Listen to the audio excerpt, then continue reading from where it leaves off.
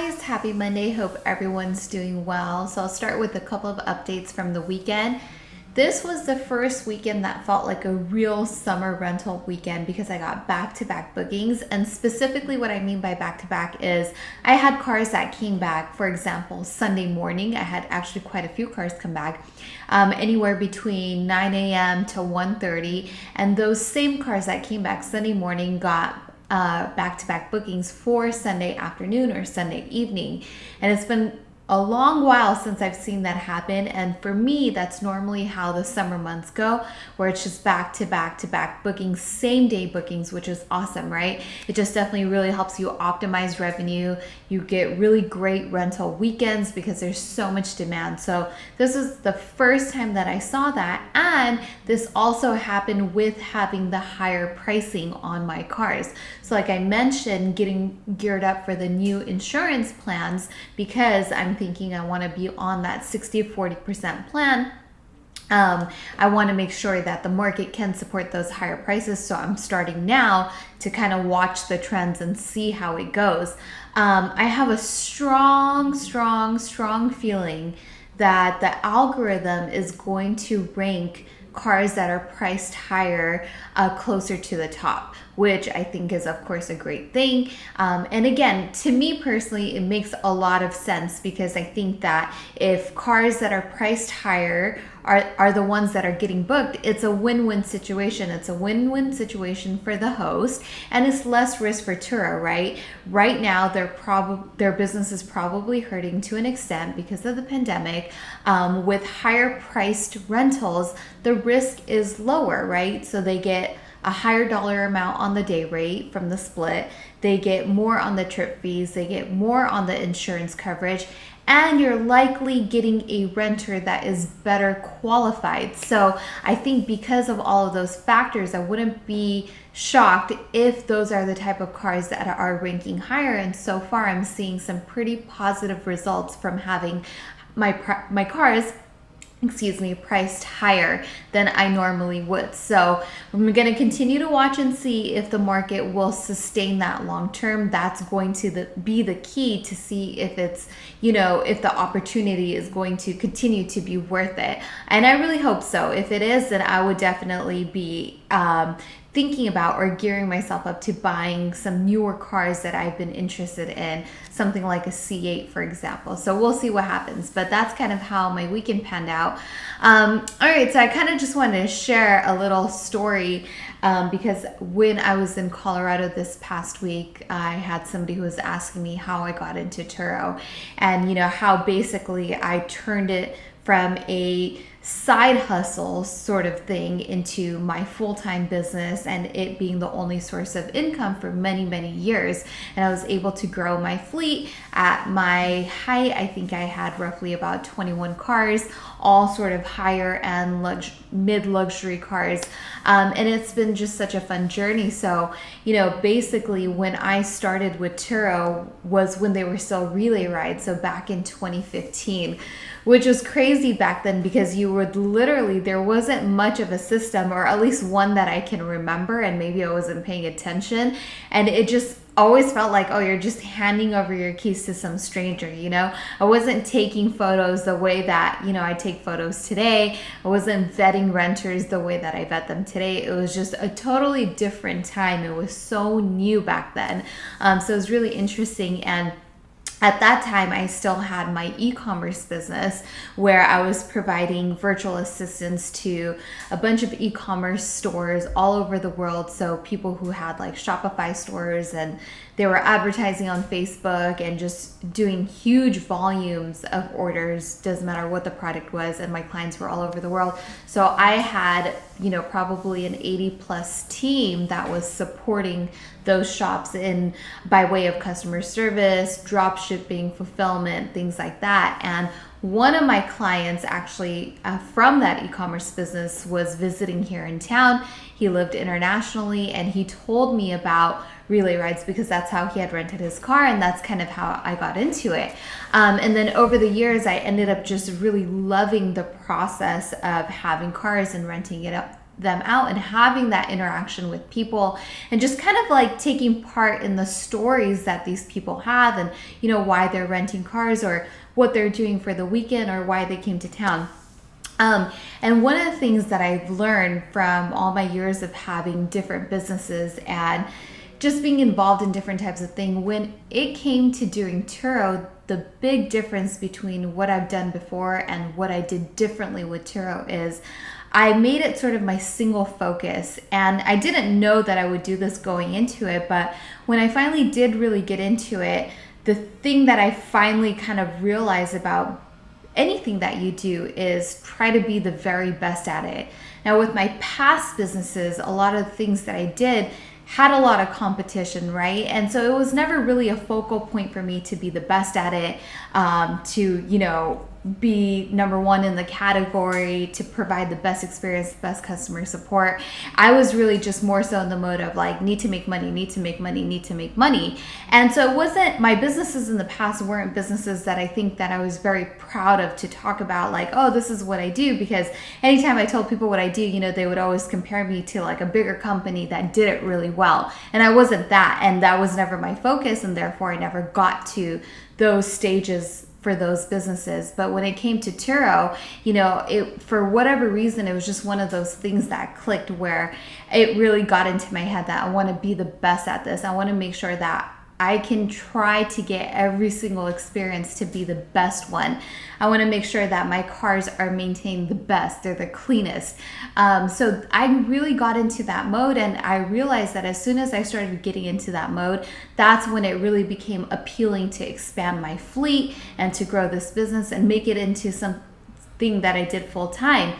And I realized that when you're doing something where you feel like you're really good at it and you really have sort of that attention and that awareness to it, it makes it fun. It doesn't make it feel like it's work. Until this day, I still feel like that. With all the problems and all the different types of people that you come across, to me, I've never woken up in the morning and have been like, oh, God, I gotta go do these rentals, or I gotta clean these cars. You know, I've just never have had that feeling while doing Turo. And I think that really comes from a place of when you take pride in the thing that you do and you have confidence in it, and, you know, you enjoy sort of the process of doing it. Like, I personally really thoroughly enjoy taking care of my cars. I enjoy making sure that they're clean. I enjoy renting them out. I love it when people choose my cars to take out for the weekend, because I want them to enjoy them the same way that I enjoy them, right? I drive my own cars all the time and I love them. Yesterday, I went to go visit my parents who live, you know, roughly about 25-30 minutes away from me. And one of my Corvette was available, so I drove that. And I just had the best drive, and I was just kind of thinking to myself, like, how grateful I am to have the opportunity to drive these cars and just really thoroughly enjoy them. And so that's really, I think, how I was able to transform my Turo business from something that I did part-time into something that I did full-time, and have had that be my sole source of income. And depending on how the market goes, of course the market has changed, and those changes we can't control. You know, if it trends well and it can support higher pricing, it's something that I would definitely think about adding more cars to, and adding more cars that I really love and that I think could provide great experiences to people. Like, I would love to add a classic car, a Chevelle, which is the car that I've been looking for. In fact, 2 weeks ago, I made an offer on one. I'm still waiting to hear back from the guy. He's moving out of state and is kind of like a neighbor to me. So he's trying to see if he can get more money, but if he can't, I think he'll sell it to me. And if he does sell it to me, I'm definitely going to list it. I would love to add on a C8. I think that would be super fun and would provide a great experience. So one of the things that I've been doing actually over this past week, I've been testing out a little bit of a pricing strategy to continue to sort of build on the higher pricing.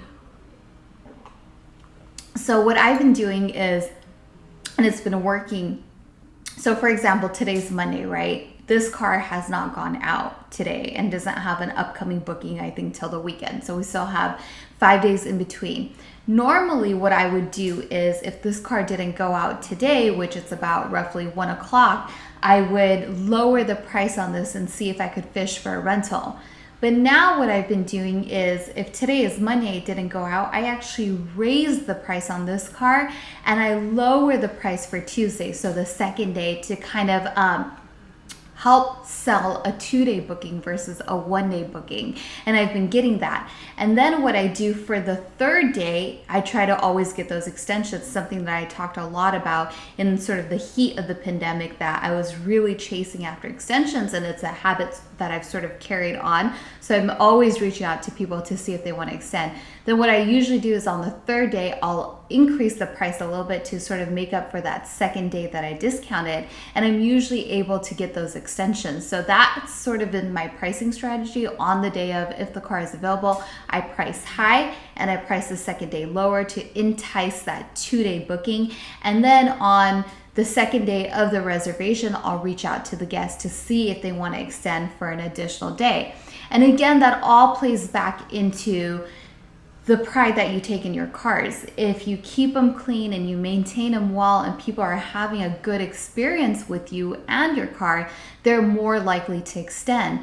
But if they picked up a car that's dirty, didn't have a full tank of gas, maybe it has some maintenance issues, it has a service reminder light on it, it needs an oil change, and a guest can see that, then they're definitely less inclined to take that extension or to continue to book with you again, or maybe try another one of your cars. So all of this kind of relates to each other, and you have to make sure that you're covering your bases and your elements, because it really plays into your bottom line.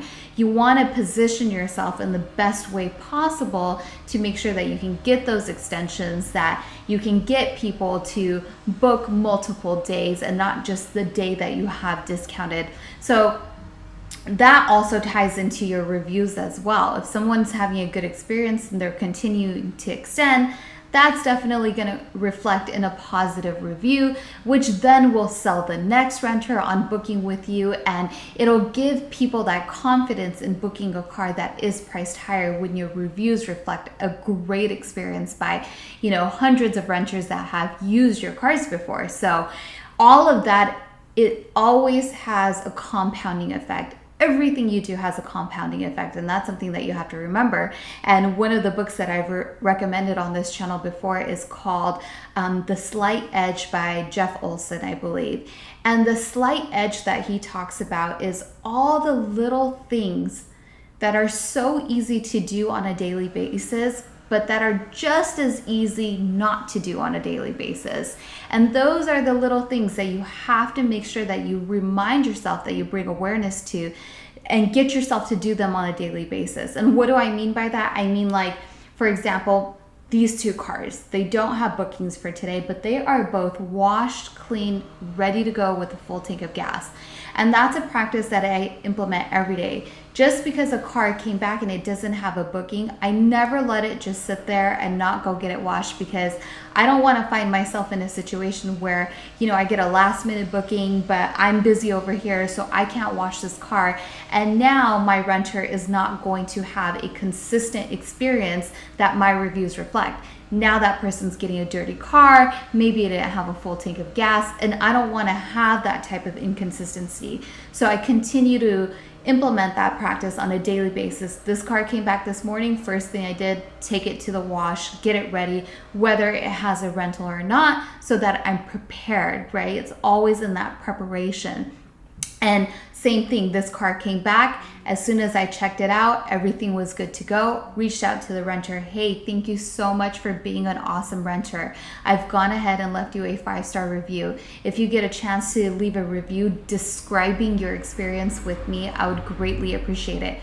Boom, they respond and you get that review, and that post on your profile, and that sells the next renter. So again, sort of that domino compounding effect, but you have to do it on a daily basis. And now, since I've been doing this for so long, I feel really confident in the fact that if the market is pushing for higher pricing, and I do price my cars a bit higher than I used to, right now I'm doing 12% higher, then my reviews reflect the experience that you could have with one of my cars, and there is value to that. There is quite literally a dollar value to that if you can get the higher price bookings, which again is good for your bottom line. So that's just a little bit on, you know, how I got started and how I was able to turn this into something that was part-time into full-time, and kind of what my mindset on it is till today and the things that I practice on a daily basis. All right, guys, on that note, I will stop it right here. I hope you guys have a great rest of your week. Let me know if you guys are pricing your cars higher and if you're seeing your marketplace support it. If you're in the Orange County area, are you seeing the same trends that I'm talking about? Let me know. I would just want to make sure that I'm not an anomaly in this. So that feedback would be awesome, and I think it'd be great for anyone else that's on this channel as well. So be sure to let us know where you're from and what trends you're seeing in your marketplace. Oh, and then finally, one last point real quick about the rentals that I've been seeing over these last couple of weeks. Really weird, but I have been seeing probably between 80 to 90% of my rentals have been from people traveling into town. It's been a much younger crowd, so people that are mainly in their 20s, some in their early 30s.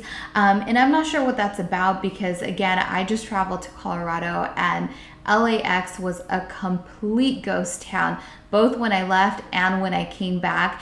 I read a report actually this morning from the TSA that said that travel is 16%. No, I'm sorry. 26% of what it used to be. So they are still seeing a huge decrease in travel, and now that certain areas are spiking in cases such as California, they might even see that trend go down even more. So right now, I mean, it's crazy to see how minimal travel is, but yet the rentals I'm getting are from people traveling into town. So I'm not sure why or where people are going or what they're doing, because nothing's really open or going on around here. So if anyone has any theories as to why that's happening, let me know. I'm curious to know. All right, you guys, thank you so much for watching. Once again, my name is Saimah. This is Saimah's Experience, and we're almost to 10K. I'm so excited, which means I could share more of my day-to-day Turo life with you guys through YouTube stories. So hopefully that will be awesome.